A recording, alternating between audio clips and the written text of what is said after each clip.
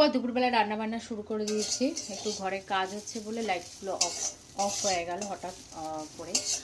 তো যাই হোক এক্ষুনি ঠিক হয়ে যাবে। এখানে করে নিচ্ছি আমার জন্য, এটা হচ্ছে নিম পাতা আলু দিয়ে একটু ফ্রাই করে নিচ্ছি।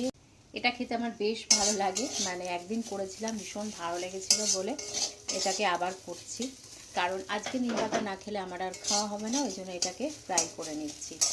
একদম অল্প তেল দিয়ে করছি, একটু নুন দিয়ে এটাকে করে নিচ্ছি। আর এখানে আলু সেদ্ধ করছি, কারণ হচ্ছে আর এখানে আছে ডিম সেদ্ধ করব।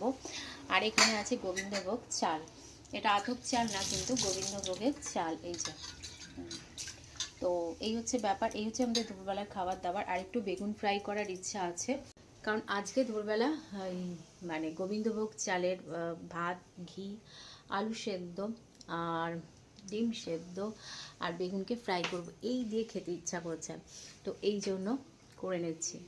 তো সকালবেলা তো কুলের আচার করেছি, সেটাকে রেখে দিয়েছি ঘরে, মানে রেখে দেওয়া হয়েছে। এখন এই রান্নাগুলো করা হয়ে গেলে আমার দুপুরবেলায় রান্না কিন্তু পুরোপুরি কমপ্লিট। আর এখন কাজ হচ্ছে পুরোটাকে করে তোমাদের সাথে শেয়ার করে ভিডিওটাকে এন্ড করব। চলো, দুপুরে রান্না একদম শেষের দিকে। দেখো সুন্দর করে আলুর চোখাটাকে করে নিয়েছি, আর ভীষণ ঝাল হয়েছে।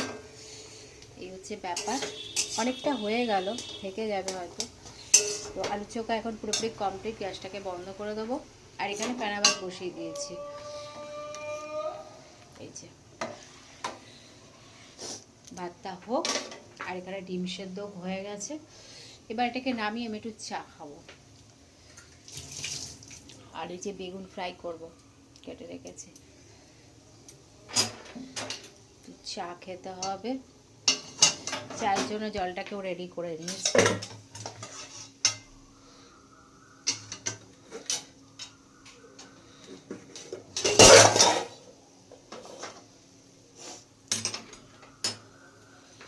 তো চলো, রাখতে গেলে পড়ে যাচ্ছিল এই যে চায়ের জল।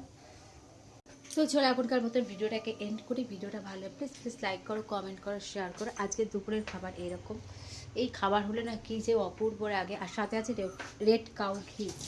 তো এই হচ্ছে ব্যাপার, এই দেখো ঘিটাকেও রেডি করে রেখেছি। যখন দুবেলা খাবো একদম সামনে সব জোগাড় করে রাখবো, খেতে তাহলে বেশি সময় লাগবে না। তো চলো এখনকার মতন টাটা।